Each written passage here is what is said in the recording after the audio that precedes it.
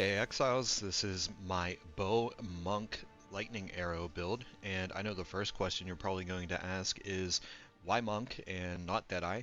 Well, I set out to play a bow skill, but the deadeye really left me uninspired. I also was tired of dying about 300 times on my Sork in my first gameplay, so I wanted something that could scale defenses pretty hard, and monk can do that really, really well. If we look at the uh, the ascendancy for Invoker, we're actually taking Lead Me Through Grace and Protect Me from Harm. Protect Me from Harm being the big one. This allows us to scale a ton of PDR and evasion, and we're also utilizing Ghost Shrouds, and we're using Wind Ward.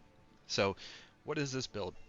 First of all, you should go watch Fubgun's build, as he directly has all of the same links that I'm using, minus a few tweaks that I've kind of incorporated to make this work well on a monk. But essentially, we are utilizing Lightning Arrow to clear screens extremely efficiently and extremely well with Herald of Ice and Herald of Thunder. So as you can see, I have Herald of Thunder and Herald of Ice running, as well as a bunch of other auras. And that was another reason that I wanted to take Monk, as because of the Lead Me Through Grace node, we're able to get a ton of extra spirit without investing it into the gear, just by getting a large evasion ES base. Because of all of this, I have a very, very thick character. We're looking at 1600 base life, 1500 energy shield, 7500 evasion rating, and 65% PDR. From that, I'm almost resistance capped and I need to work on chaos resistance, but that will all come as I further invest in the gear. We're going to go over the gear here first, then I'll go through the gems, and then lastly we'll look at the passive tree. So to begin, we want the highest DPS bow available. So if we're playing Monk, one of the nice things is that we have easy access to Essence of the Mountain, which is going to give us a lot of extra cold damage, and having some flat cold damage is pretty ideal, as we do want to kind of start our Herald of Ice chains by freezing an enemy. We also have a little bit of a trick to help with that in the form of this ring as well, but I'll go over that when we get there. So for the bow, we just want a high DPS bow. It really doesn't matter what elements you have on it. Flat cold is obviously the best, but I found this bow here. I believe it's a 330 DPS bow that I paid about 40 exalts for. So pretty much the most expensive part of the build will be the bow. I mean, it's a bow character. I mean, they're always pretty expensive, at least for the weapons. But yes, look for the highest DPS bow you can get, and you absolutely need a bow attacks fire and additional arrows somewhere on this. It can be the implicit, or it could be the suffix, I believe it rolls as. But since we don't have one extra projectile from Deadeye Ascendancy, we absolutely need this, otherwise your clear won't feel as good. So that's the bow.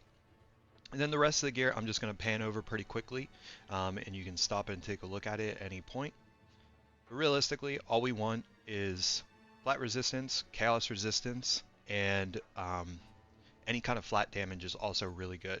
Now I am running the Pulsar Count Sapphire Ring. I butchered that, but what's really nice about this is it basically allows us to shatter chilled enemies rather than frozen enemies, which allows us to utilize Herald of Ice even better, because Herald of Ice states that shattering an enemy basically is only when an enemy is frozen is what procs the attack hit that causes the icy explosion, but this says that the enemies just need to be chilled, so we can get those chains going a lot easier.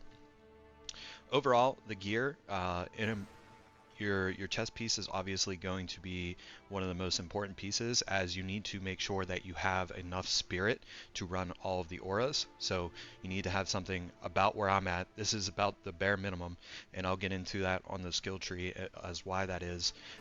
But you can also always drop a Herald if you need to. I wouldn't drop Ghost Dance or Wind Ward, or Wind Dancer. But realistically, you're definitely going to need to get a ton of spirit from the body armor to be able to utilize all the auras that we're running in this build. So next we'll go over the gems. So starting at the top, we have Lightning Arrow here. This is our main form of damage, and this is how we're going to be clearing through the maps. Lightning Arrow has an awesome effect where basically it shoots chain lightnings out from the shot, which is basically hitting a lot of enemies as we're just kind of using it. So it's a good clear skill to begin with. We're linking that to martial tempo for more attack speed, ice bite.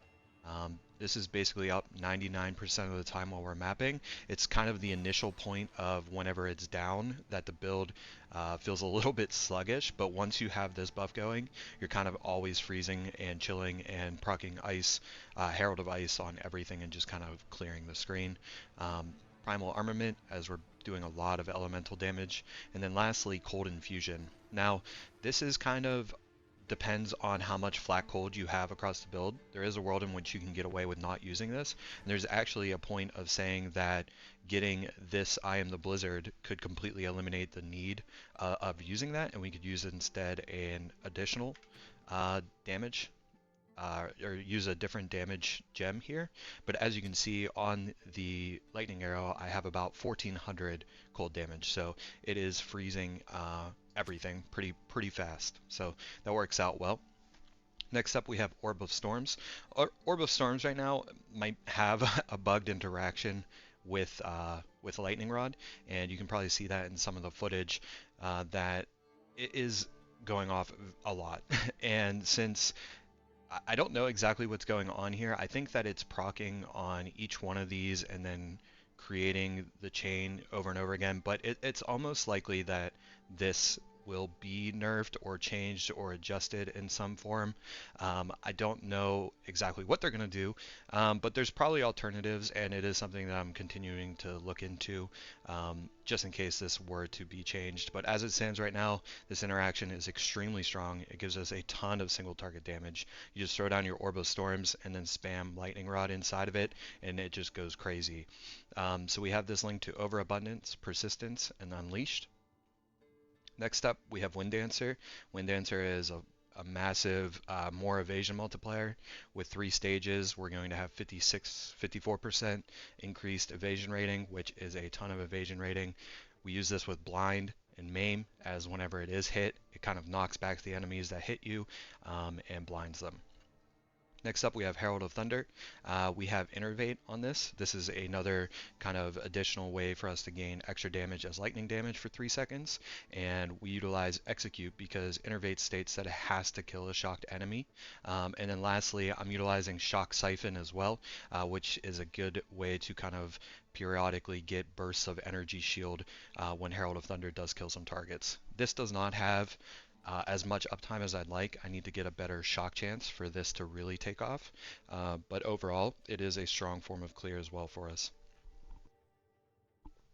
Next up, we got Ghost Dance. So Ghost Dance is one of the other reasons I really wanted to play Monk, as I think that this is just an extremely strong ability. As you can see, whenever we are hit, we consume a Ghost Shroud to recover energy shield up to 5% of our evasion. So with 7,500 evasion, we're recovering a ton of energy shield every time we get hit.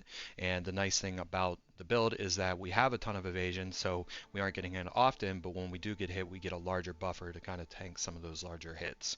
We have this link to fast forward, as this does reduce the time between gaining Ghost Shrouds for us. And then we're on to Herald of Ice. So Herald of Ice, we have linked to Cold Pen, Magnified Effect, and Elemental Focus. This is just great for overall clear, and that's what the links are for. Next up, Lightning Rod. The only time we're using this is inside of our Orb of Storms, right? And so all we want from this is Scatter Shot. This is just putting out more projectiles, Conduction, additional shock chance, lightning exposure, and concentrated effect. So essentially all we want to really do with this is to basically proc Orb of Storms as much as possible, as well as our cast on shock setup, which I'll get into in a second, but that's all we're using it for. So you don't need to really throw this down while you're clearing or anything. Lightning Arrow really takes care of all of that. You just run up to mobs that are tanky, whether it's rares or bosses, throw down the Orb of Storms, and start spamming Lightning Rods. Next up, we have Cast on Freeze, and right now I have this linked to Voltaic Mark. Voltaic Mark is just extra clear for us, and since we use such a low cast time ability, that means that the energy requirement for this is extremely low. If I open us up here, you can see that the maximum energy is only 50. That means this goes off very, very quickly. I do have energy retention in here. This allows me to kind of keep more energy while using it, and again, just kind of boosting the clear because we're constantly proccing voltaic mark across the map, and then this is just popping off more and more often. Now there is a world in which you get a 4-link cast on shock. That energy retention would be better in here because our clear is already pretty damn good. Cast on shock works better for single targets, and this would probably ultimately be better in here. But lastly, we have Cast on Shock here. Cast on Shock is linked to Ball Lightning with deceleration and impetus. Again, if you had a 4-link, you'd want to throw an energy retention here. That way you could just be putting out way more Ball Lightnings for more damage. The other really cool thing about Monk is that since we are using these cast on triggers, it has been nerfed for a lot of classes, but Monk can still utilize it very, very strongly. The meta skills gain 35% more energy. This ability works really, really well for that, as well as we're able to pick up here, which is just more energy gain. And we can come up through here and gain more energy. I don't even know that this is even worth it. I've played with and without it, and it will ultimately end up being more single target to have something like this, but we might be able to just find more damage on the tree without it, since we're going to be proccing stuff so fast anyways with our ascendancy. This might not even be worth it. It might be better to go I am the blizzard and I am the thunder, or even meditate just for overall more tankiness. So not exactly sure what the best play is, and since we don't have a POB to really kind of mess around with, we just gotta kind of test. I've already invested probably over $1 million gold speccing and respecking this character over and over again. So initially I started this character as it was going to be a cast on crit voltaic mark for clear, and then I was using magnetic salvo, and I also tried to make what is this, the spiral bow ability work with power, or with frenzy charge regeneration and everything like that. So I've tried a bunch of different things to make this work, and that's why I saw Fubgun's video, and I was already cast on crit at that point. It was working okay, and I saw that, and I was like, well, I can try that out. And he has to like switch all of the different auras, and it's Deadeye, so it has Gale Wind, so it moves a little bit faster, it can evade a little bit better, but the overall thickness of a Deadeye is going to be less than a Monk. Plus, we're able to utilize triggers a lot better because of this, and while we can't scale as much projectile damage, we do have great access to a lot of penetration nodes, a lot of generic elemental damage nodes across the tree, and most of the Deadeyes want to path up to this part of the tree anyways, so Monk felt like a really good fit for it. Deadeye ultimately will be a little bit of a faster mapper, just again because of the innate plus projectiles that it gets, plus Gale Wind is obviously a movement speed multiplier, so that helps as well. And then, but having the defensive layers of Ghost Shrouds of this node right here, which is crazy, giving us like 60% PDR, makes Monk feel just very, very, very tanky, which is nice. It still clears insanely well. You can still stand there and just tank just about everything. If I had max chaos resistance, you probably could stand there and tank just about everything. Now, ultimately, I haven't pushed to tier 16 maps or endgame maps, and I'm sure in those scenarios when you're fighting uber pinnacle bosses, you won't be able to just stand there and tank stuff. So there is a world in which you might want to take acrobatics as well, because this will allow you to evade things like slams. And if you do end up going this route, then it's almost certainly best to remove this and then probably take meditate in its place. And that's just some other things that we want to explore. But yeah, overall, the tree just focuses on generic elemental damage, freeze buildup, shock chance, because those are proccing our meta skills. We're getting some cold and lightning pen through here. We're getting a ton of evasion. These herald nodes over here are very important, and this is something I should have talked about earlier, but as we are getting a lot of spirit through Lead Me Through Grace, you might not be able to get enough. So for instance, my chess piece I think was like 40 exalts, and this doesn't have any good stats on it at all. So you might need to take these reservation nodes like I did to be able to run all of your auras. You'll just kind of have to do the math when you're looking at it, right? So you're just going to divide the evasion rating and energy shield to get exactly how much spirit you'll get from a body armor to see if you'll be able to run all of the auras. But yeah, this is the skill tree. This is kind of what I've come up with. It's kind of changing, adapting, evolving all the time, but it feels really good so far. I've been just cruising through maps, just absolutely crushing it, and yeah, I can't think of anything else I really need to touch on with this. Stuff like these These nodes are also pretty good. Eventually getting higher shock would be great. Getting this extra evasion and max energy shield would be good. Obviously spectral ward is amazing. These trigger skills are good. I have an empty jolt socket. And then these are obviously very strong. You can get more attack speed here as well. But there's a bunch of different nodes. There's a lot of really good nodes just readily available for us that we can kind of pick up and take as the character is only level 80. So really, reasonably, I have about, 7 to 12 more points to really play with before I'll be done with the character. Alright guys, I think that just about wraps it all up. Thank you so much for watching this far. If you have any questions, please leave them down below. If you enjoyed this type of content, please be sure to give the video a like and maybe subscribe, as I will be releasing more content on Path of Exile 2.